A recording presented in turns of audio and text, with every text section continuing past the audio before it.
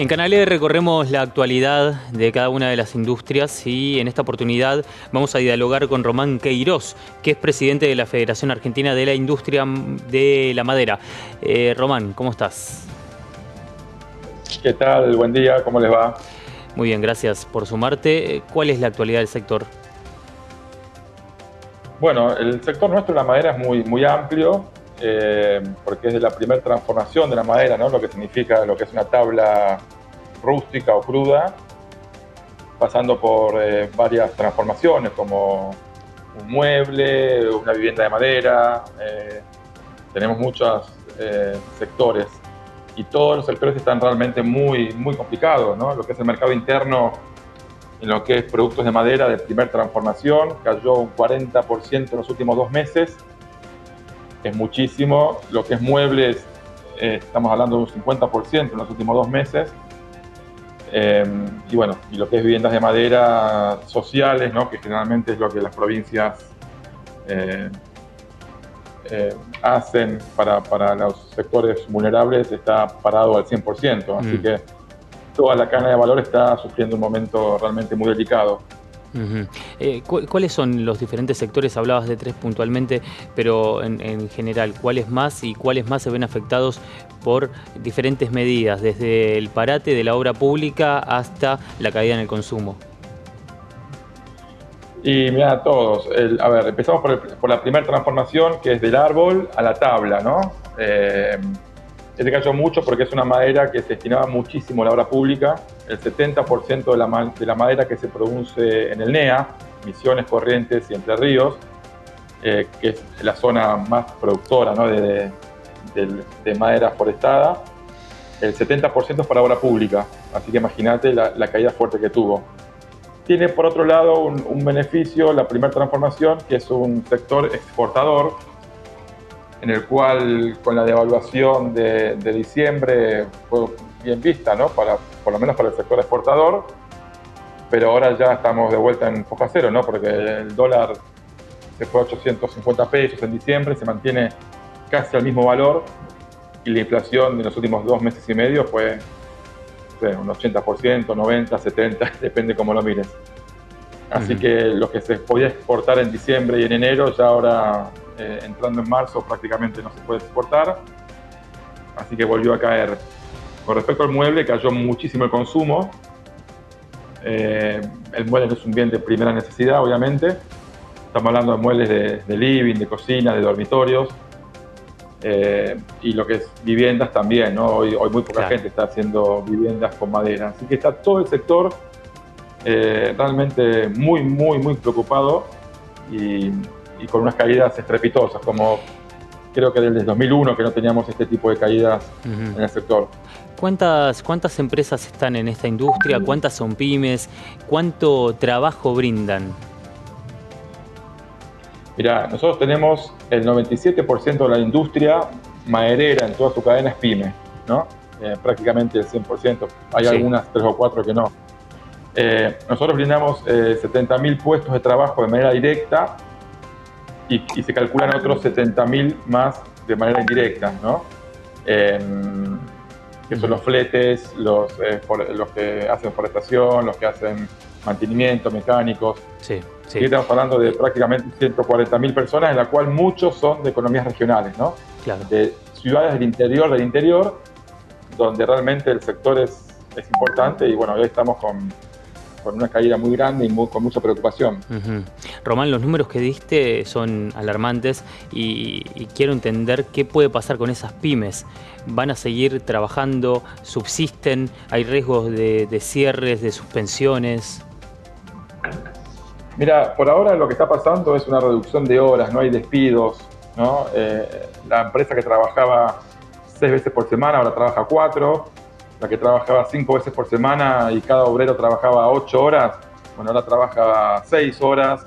Hay acuerdos con los sindicatos para reducir un poco las horas de trabajo para no generar despidos. Claro. Creímos que el piso iba a ser enero y que después iba a empezar iba a estancar y iba a recuperarse la economía de a poco, pero febrero fue peor que enero. Así que no sabemos cuál es el piso todavía, entonces no sabemos qué es lo que va a pasar, ¿no? Espero que en los próximos meses podamos empezar con el efecto rebote y empezar a recuperar la economía lentamente. Hay algunos que son optimistas, otros no tanto, ¿no? Pero bueno, habrá que esperar. ¿Desde la Federación pudieron reunirse con algún representante de Nación? Sí, nos reunimos con Fernando Vilela, que es el secretario de Bioeconomía, y de Agroindustria también, ¿no? Que está con la bioeconomía, y con Juan Paso, que es el secretario de Industria, ¿no? El cargo que tenía antes el Vasco de Mendiguren, ahora lo tiene Juan Paso. ¿Y hay posibles soluciones? ¿Qué respondieron ante el pedido y reclamo de ustedes? Bueno, se hizo una mesa forestal hace poco que estaban algunos referentes del sector público, como Vilela, como Juan Paso, Sabina Fetter, que es la directora nacional de Foresta e Industria, en el cual planteamos todas las necesidades del sector, en los cuales nos dijeron que todo con lo que tenga que ver con beneficios impositivos, eso no está en la agenda, de reducción de tasas o reducción de ingresos brutos o mejoras en los aranceles que se cobran para la exportación. Se va a trabajar en cómo fortalecer el sector desde el mercado interno. Ahora está el plan Cuota Simple, que reemplaza la Hora 12, ¿no? Que era un muy buen plan para el consumo de los muebles, en los cuales nos garantizaron que iba a estar hasta mayo, estaba garantizado, y después no saben si a partir de junio va a seguir. Así que no hay mucha respuesta, ¿no? La verdad que estamos atravesando un momento de mucha incertidumbre, en los cuales nos aseguran que todo esto va a generar un acomodo en la economía y que en los próximos meses o el año que viene esto va a mejorar. Pero el tema es quién resiste este momento, claro, ¿no? ¿Qué empresa tiene la espalda para resistir este momento? Ese es el problema. Román, hasta noviembre o incluso vamos más atrás en el tiempo, ¿cuál fue el último instante en el que dijeron estamos bien como industria? Y bueno, nosotros creíamos que estábamos mal el año pasado, pero ahora estamos mucho peor.